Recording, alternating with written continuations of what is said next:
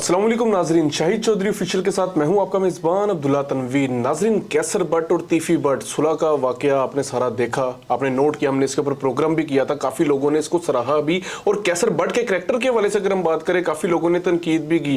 गो के तीफी बट साहब video call पर भी आए, शाहिद चौधरी साहब ने वो चीज़ों को भी हाईलाइट किया। लेकिन आगे मजीद इस सुलह के हवाले से क्या होने जा रहा है, क्या मीर मौसम, क्या मीर फतेह ये सुलह के लिए राजी होंगे, और कौन कौन सी चीज़ें हैं जिनको हम अभी भी समझते हैं कि इनको लाजमी इस चीज़ का हिस्सा बनाया जाए कि अगर ये चीज़ें क्लियर होंगी देन आगे जो पेशकदमी होगी उसमें भी आसानी आएगी। और शाहिद चौधरी साहब जो कि सीनियर क्राइम एनालिस्ट भी हैं, गो के मैं भी ये चीज़ बड़ा देखता था कि काफ़ी जर्नलिस्ट आते थे, इनको सीनियर क्राइम एनालिस्ट कहते थे, तो मेरी खुद की भी ये सोच थी कि इनको गॉड गिफ्टेड खुदा ने बनाया है।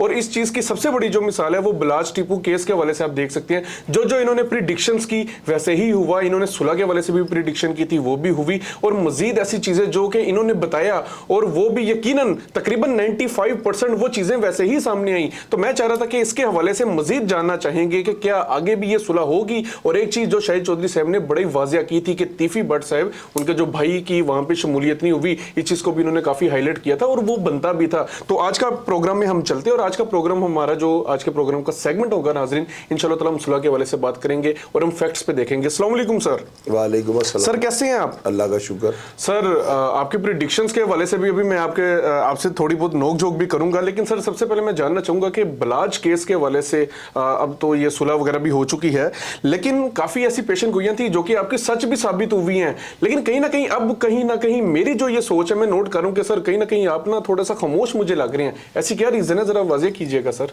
अब्दुल्ला, पता क्या, खामोशी जो है ना, एक चीज़ आपको मैं बताता हूँ, खामोशी जो है ना दो सूरतों में होती है। एक तो अमन हो जाए और दूसरा किसी बहुत बड़े तूफान का पेशा में होती है।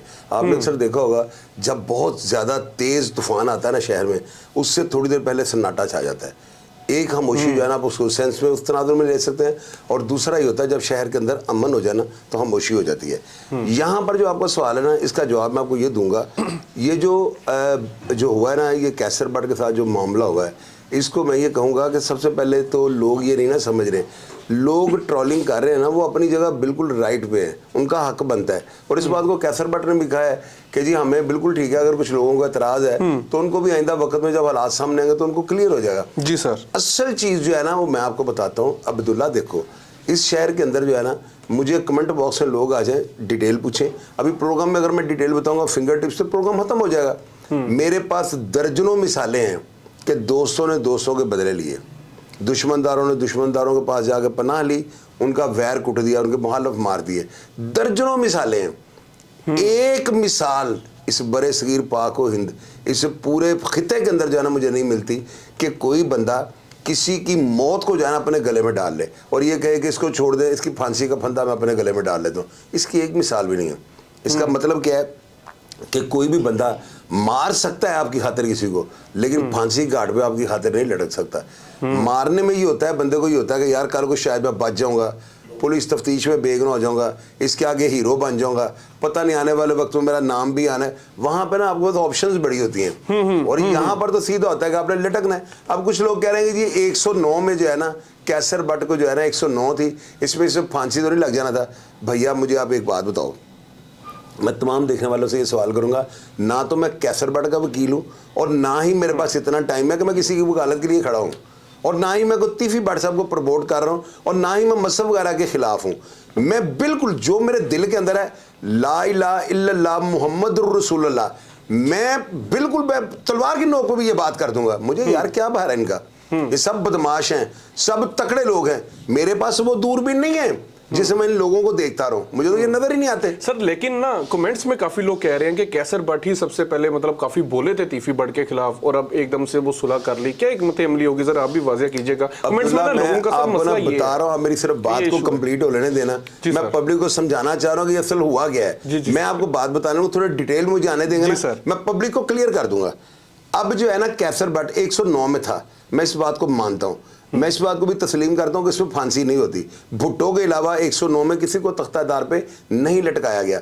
और अल्लाह के बंदे, मुझे सिर्फ इस बात का जवाब दे दो, कैसर बट आपको बेवकूफ़ लगता है, वो पागल लगता है, उसको बामले कुत्ते ने काटा हुआ है कि वो एक ऐसी 302 जिसमें उसका अमल दखल ही कोई नहीं, उस बेचारे को पता भी नहीं था कि ये जावेद भट्ट का मर्डर होने लगता है। अगर उसको ये पता होता कि ये मर्डर होने लगा है तो कैसर भट्ट जितना काइया ना वो दुबई चला गया होता, वो कहीं कम से कम किसी गवर्नमेंट के हॉस्पिटल में एडमिट हो जाता, उसकी एलिबाई बन जाती, उसको रिलीफ मिल जाता। अब आप कह रहे हैं कि जी हम उससे कैसर भट्ट ने हमें छोड़ दिया। जब आपने उस पर एतमाद ही नहीं रखा, जब आपने उसके नोटिस में लाए बगैर जावेद भट्ट के ऊपर हमला करवा दिया है। खैर ये बातें बाद में क्लियर होगी, पता नहीं उन्होंने करवाया कि नहीं, या अभी तक जो मीडिया रिपोर्ट कर रहा है वाकया को उसके तनाजुर में मैं ये बात कर रहा हूँ। तो मुझे आप ये बताओ, सिंसियरिटी तो ये खत्म हो गई। अब्दुल्ला टेक्निकली बात नाज़रीन को ये समझनी चाहिए। अगर कैसर भट्ट को पता होता, कैसर भट्ट के नोटिस में होता कि जावेद भट्ट पे अटैक होने लगा है और ये मरने लगा है, तब कैसर भट्ट इनका धड़ा छोड़ता रहा तो मैंने खुद जमाने की बेशुमार कैसर भट्ट के ऊपर डालनी थी, मैंने नहीं इसकी जान छोड़नी थी। मुझे कतई तौर पर इन चीज़ों से कोई गर्ज नहीं है कौन कितने भार में है। मुझे ये पता है कि मेरे ऊपर अल्लाह का खास करम फजल और अल्लाह का शुक्र है कि मेरे अंदर डर नाम की चीज़ ही कोई नहीं। मेरी तो डर वाली नाड़ जो कट गई हुई है। ये तो मैंने अपने पहले उर्दू पॉइंट के प्रोग्राम में आपको बताया कि मेरी डर वाली नाड़ है ही नहीं।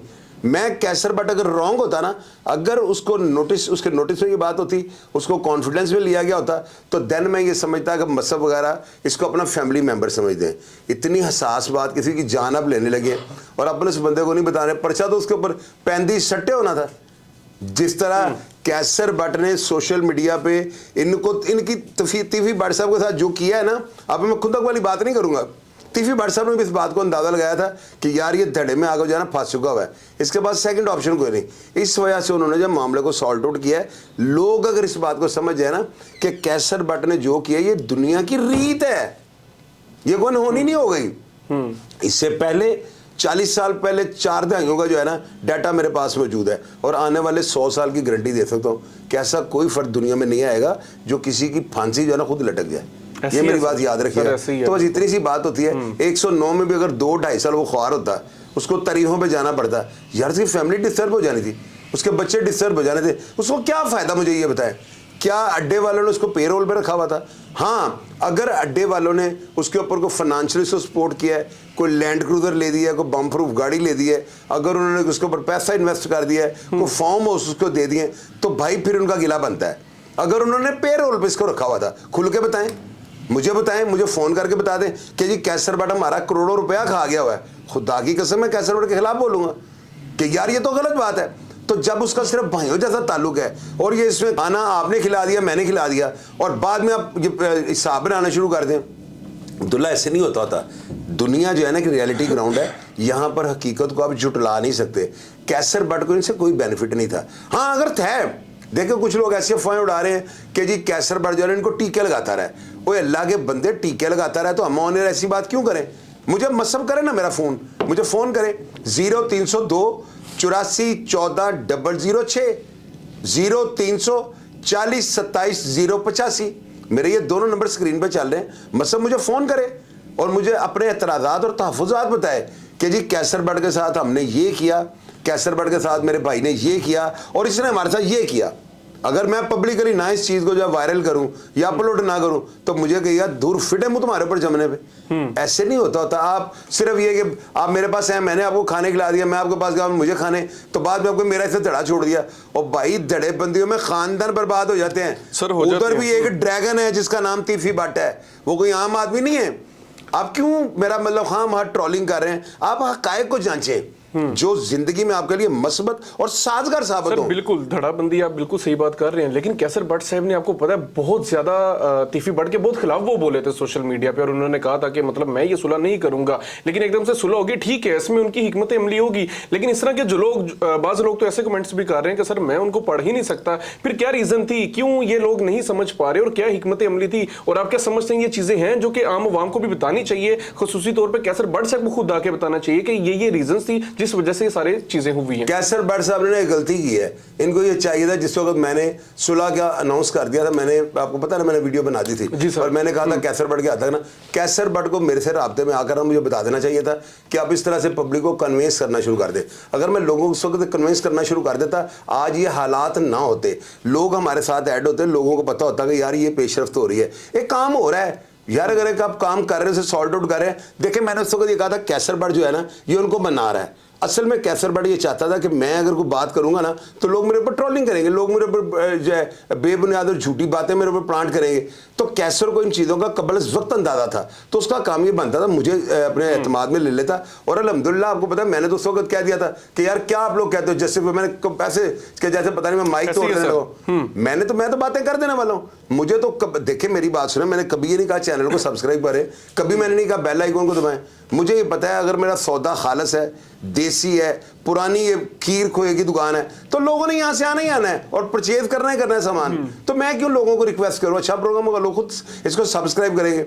तो कैसर बट का जो है ना ये यूं कह लें कि यहाँ पर थोड़ा सा एक लफ्ज़ मैं गलत इस्तेमाल करूंगा, कैसर थोड़ा ओवर कॉन्फिडेंस हो गया था कि यार पता नहीं लोग जो है ना मेरे साथ जुड़े रहेंगे। लोग जो हैं यहाँ पे सारे हालात अगर लोगों का बता देते हैं ना, मैंने हमेशा हर बात लोगों से शेयर कर दी है। और मैंने एक प्रोग्राम में जो किया था मैंने, जिसमें मैंने कहा था कि जी आप मेरे अकाउंट से दफा हो जाए, मैंने कहा था आप देखें उस कहने के बाद कितनी गालियां मुझे नीचे पड़ी हैं, लोगों ने मेरी तबाहियां फेर दी, लेकिन मैं हटा नहीं हूं।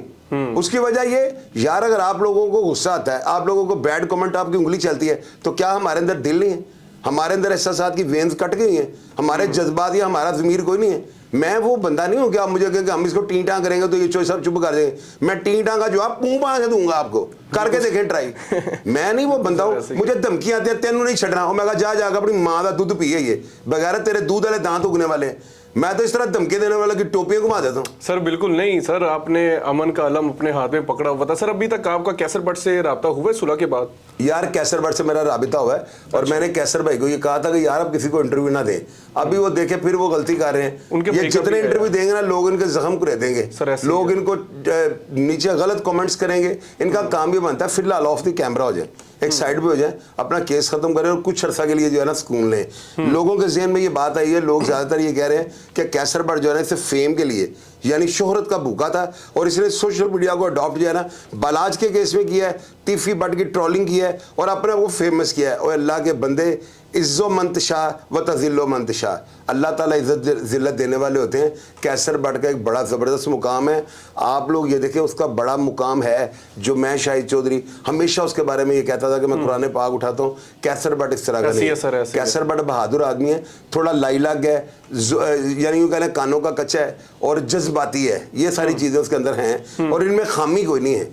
ये आप किसी भी बंदे के अंदर ये अमली तौर पे चीजें हो सकती हैं, तो कैसर बट दिल का बुरा नहीं है। बिल्कुल सर, तो मैंने उसको मना किया कि आप इंटरव्यू ना दो, फिर उन्होंने एक चैनल पे इंटरव्यू दे दिया और नीचे लोग ट्रोलिंग कर रहे हैं। कैसर भाई आप मेरे कहने पे इंटरव्यू ना दें, बिल्कुल अगर आपने अपनी को बात करनी है तो अपना कमेंट वो अपने जो है चैनल के ऊपर आप करें जो आपने यूट्यूब पे बनाया हुआ है, किसी के चैनल को इंटरव्यू ना दें, ये आपके लिए बहुत बेहतर होगा। अच्छा सर, कुछ प्रिडिक्शंस के वाले से कुछ चीजें मैंने नोट आउट की थी, मैं चाह रहा था जरा ऑन कैमरा भी रखा जाए, पब्लिक भी ये चीज नोट करे और आपको भी जरा रिमाइंड करवा दिया जाए कि एहसन शाह के वाले से आप ही ने ये बात की थी सर कि ये 60 लाख रुपया ले गए, इसने बलाच के सर की कीमत ली है, जो कि सच भी साबित हुई। उसके बाद आपने इसकी वाइफ जो थी अर्शा, उसका नाम बताया था, वो भी साबित हुआ। इसका खानदान जो था आप कह रहे थे कि फ्रॉड के ऊपर मुश्तमिल है, ये चीजें भी सर देखने में सामने आई। और जो बड़ी बातें थी जैसे कि पुलिस कस्टडी में इसका टिंड का होना, ये भी सर आपने सबसे पहले बताया था, बल्कि आपने इसकी तस्वीर ऑन कैमरा की थी जो कि हमने भी सारों ने देखा। और उसके बाद आपने इसकी गिनती का बताया था और इसको जेल में कहां पे रखा गया ये भी आपने क्लियर किया था। और सबसे बड़ी बात सर जो कि आप ही ने कहा था कि जदीद हथियारों से लैस इसके साथी इसको छुड़ाने आएंगे, सर ये भी सच हुआ। मतलब आपकी प्रेडिक्शंस जो हैं जो कि आपने किए काफी हद तक सर सच साबित हुई है। और तीफी बट के वाले से खुसूसी तौर पर आपने कहा था कि ये कोई काम ऐसा कर जाएगा जिसके बाद से ये विलन के बाद लोग इसको हीरो का दर्जा देने लग जाएंगे, गो कि ऐसा होना शुरू हो भी गया है। तो सर अब मजीद आपकी क्या प्रेडिक्शन होगी इस केस के हवाले से? कौन सी ऐसी चीज है अपने तजर्बे के हवाले से आप बताइएगा जो कि हमारे नाजरीन भी इस चीज को बड़ा गौर फिक्र से देखे और मतलब मेरे भी इंफॉर्मेशन में ये चीज आए कि वाकई ये ऐसा भी कुछ हो सकता है। कोई प्रेडिक्शन है लाजमी सामने रखिएगा सर। अब्दुल्ला आपको एक ऐसी बात बता दूं, इसका प्रेडिक्शन नहीं कहना आपने, इसको मेरा कहना है तजदिया। ये मैं आपको एक बड़ी पुख्ता जो है ना एक रिपोर्ट आपके साथ शेयर करने लगा हूँ, जो मैं रात को लेटा सोच रहा था कि तीफी बट की जो प्रीवियस हिस्ट्री है ना, इसके अंदर कौन सी ऐसी जुर्म की दास्तान के अंदर ऐसी कोई एक चीज़ या ऐसी अबारत है जो सेम है, जो यकसा नियत का जो है ना बिल्कुल वो जो है ना अपना वो शो करती हो। कौन सी ऐसी इसके केसों के अंदर एक चीज़ है, होगी कोई ना कोई ऐसी चीज़ होती है ना जो बिल्कुल यकसा स्टाइल से होगी। ये बंदा जो है ना इस केस के अंदर बेल नहीं करवाएगा, तीफी बट, हाँ कन्फर्म बेल नहीं करवाएगा। अब पूछे वो कैसे? बिल्कुल सर, कैसे? अब्दुल्ला, जब आप बेल कंफर्म करवा लेते हो ना, तो आपको शायद इस चीज़ का अंदाज़ा नहीं, आप बेल कंफर्म होने के बाद आपको सम्मन आ जाते हैं। 4-5 साल तक अपने केस का ट्रायल भुगतना होता है। और तीफी भट्ट के ऊपर जो है ना, ईद मिलादुन नबी वाली FIR, उसमें 19-20 बंदे मर गए थे, 70 के करीब जख्मी थे। उसके बाद वो जो था असलम टांगिया वाला का मर्डर, वो जो इनका वो हुआ था उधर चौक दालगिरा में को मर्डर हुआ था, वो ब्रांथर रोड पे, वो मर्डर। उसके बाद अरशद मीन के भाई का कत्ल, अरशद मीन का कत्ल, बेशुमार मर्डर उसके ऊपर रहे हैं। या वाने अदल वाली FIR जिसमें 4 वो जब मर्डर हो गया और एक जख्मी था टीपू ट्रका वाला। उसके बाद ये एयरपोर्ट के ऊपर टीपू ट्रका वाले का अटैक, बिल्ले ट्रका वाले का हमला, ये सारी FIR तीफी भट्ट के ऊपर है। इन सारी FIRों के अंदर ये लोग मुंह में उंगलियां डाल के बैठ जाएंगे कि चोई साहब तजिया क्या करते हैं। एक केस में इस बंदे ने बेल कंफर्म नहीं कराई। अब इस चीज से क्या मैं साबित करना चाहता हूं, तीफी भट्ट हमेशा जो है ना बेल विड्रॉ करता है। विड्रॉ वो क्यों करता है? कोर्ट से जो इसको रिलीफ मिल जाता है, इसको जो कानून है ना वो बेगुनाह कर देता है। तीफी भट्ट की पूरी FIR और केसेस को आप चेक कर लें, हर केस के अंदर उसने तब इंटरम करवाई है जिस वक्त मुद्दई बयान देने के लिए हैं। मुद्दईयों ने आके बयान दिया जी हमारा मुलजम नहीं है, अदालत ने कहा जी ठीक है आप क्या चाहते हैं। तीफी भट्ट के वकील ने कहा है कि जनाब हमें अब गिरफ्तारी का कोई खदशा नहीं, हम बेगुनाह करार दिए जा चुके हैं, लिहाजा हम तीफी भट्ट की हद तक बेल को विदड्रॉ कर रहे हैं। विदड्रॉ जब होती है ना तो ये 265 के की दरखास्त देने की जरूरत नहीं है, बंदा डिस्चार्ज हो जाता है। तीफी भट्ट आज तक कोई बंदा साबित करे किसी केस में तारीख पे पेश हुआ है, और ये सारी चीज़ जो है ना ये यकसानियत का शिकार है कि तीफी भट्ट इस केस में भी जो है ना अपनी दौड़ जो है वो यही लगाएगा कि मैं बेल को विड्रॉ कर लूँ। और ये बात आपको मैंने कह दी है, आप देखिएगा तीफी भट्ट सेम इस तरह करेगा। और इसी वजह से मैं कह रहा हूं कि मसहब और फतेह के पास बेहतरीन टाइम है। उनको ये चाहिए फौरी तौर पे वो खुद को जो है सरेंडर कर लें और अपना जो है ना इंतजार करें। अगर इन्होंने कल को तीफी भट्ट को मारना है, अब देखें मैं ऑन एयर ये बात करने लगा हूं, तो बेटा इस वक्त सुलह कर लो, इस वक्त सुलह कर लो ना, और जैसे भी लोग कहते हैं वैसे कर लो। अगर आप दिल में लोगों की तरह मुनाफकत रखने चाहते हो या आपका नहीं दिल ठंडा होता, तो कल को आने वाले वक्त में मार लेना तीफी भट्ट को, फिल वक्त सुलह कर लो। मैंने क्या कहा आपको? मैं सारी दुनिया सुन रही है ना, मुझे कोई भार नहीं है। लोग दिल में मुनाफकत भी रखते हैं। मैंने क्यों कहा था कि सुलह से पहले 1 पिस्तौल और सुलह के बाद 2 पिस्तौल लगाएं? यार आप मेरी बात को समझ जाओ, ये आखिरी स्टेज है जो मैं आपको समझा रहा हूँ। आपके पास 19-20 दिन रह गए, महीने का टाइम हुआ पंचायतों। मुझे पता है कि ये कंफर्म बात है कि 1 महीने का टाइम आपने लिया हुआ है कि हमें सोचने का टाइम दें। और भैया किसी की बात ना मानो, इस खरे बंदे की बात मानो जिसकी हर बात आज तक की हुई दुरुस्त हुई है। तीफी भट्ट ने बेल विड्रॉ करनी है और आपके पास इससे बेहतर मौका कोई नहीं। आप बलाज का केस छोड़ दें, वो जावेद भट्ट साहब का छोड़ देगा, कल को आपका नहीं दिल मानता तो यार जो लोग करते हैं आप इस तरह कर लेना, मुझे पूछ के आपने कुछ करना है, लेकिन दोबारा गलती ऐसी ना कीजिएगा कि दोबारा आप काबू आ जाए। अच्छा प्लान करें, आपको टाइम मिल जाएगा। दुश्मन का उम्र बढ़ जाए तो उसे दोस्ती कर लो, इससे अपनी उम्र बढ़ जाती है। ये अग्निपथ फिल्म का डायलॉग आपको मैंने सुनाया है और मेरी फेवरेट मूवी से बड़ी चीज़ें सीखने के लिए ना, दुश्मन की जब उम्र बढ़ती देखो ना, तो आप ये ना सोचो 65-70 साल का वो मर जाएगा तो उसके बाद हम जाएंगे। अल्लाह ने अगर चाहा तो पता नहीं वो 90 साल का होगा भी ना मरे। तो इसलिए दुश्मन की उम्र को बढ़ती हुई देखे ना तो फौरी तौर पर इसका सुलह कर लें, इससे क्या होगा आपकी उम्र बढ़ जाएगी। और अब्दुल्ला सर मैं बड़ा यकीन कीजिएगा मैं बड़ा हैरान हुआ हूँ। और सर सुलह के हवाले से जो आप बात करें, मैं बड़ा खूब गया था इन बातों में, जो कि यू कैन से कि सर फैक्ट्स के हवाले से आपने बात की और तजर्बे के हवाले से, तीफी भट्ट के हवाले से जो आपने बात की है वो भी मेरी समझ में ये कि आपने किस तरीके से की है। और सुलह के हवाले से गो के लोग, काफी लोग इस पर ट्रोलिंग करेंगे कि आप वक्ती तौर पर कह रहे हैं या ये सुलह मेरे ऊपर क्यों ट्रोलिंग कर रही है? मैं किसी की माँ बहन के साथ पकड़ा सर, मेरा ट्रोलिंग का कोई वास्ता नहीं। मैंने नेचुरल अब्दुल्ला छोड़ दो, ये लोगों को ये ना नई बात आप समझाओ, कर लें ट्रोलिंग, मुझे कहने की ट्रोलिंग का बार है। मैंने बात की है जेन्युइन, जिसका बाप एक है ना इस बात को तस्लीम करेगा सर। लेकिन सुलह तो फिर कंफर्म सुलह होनी चाहिए, होगी सुलह कर लेनी चाहिए। अब मैंने खुल के बता दिया कि अगर तुम नहीं चाहते कि तीफी भट्ट को हम जिंदा छोड़े तो कल को आने वाले वक्त में पावरफुल हो जाओ ना, इस शहर के बड़े बिजनेसमैन बनो, टाइकॉन बनो, कल को अपने लंदन में चले जाना, वहां पे जाके अली भाई बनाना, जो करना है कर लेना। ये सारे तरीके अब मैंने आपको समझाने।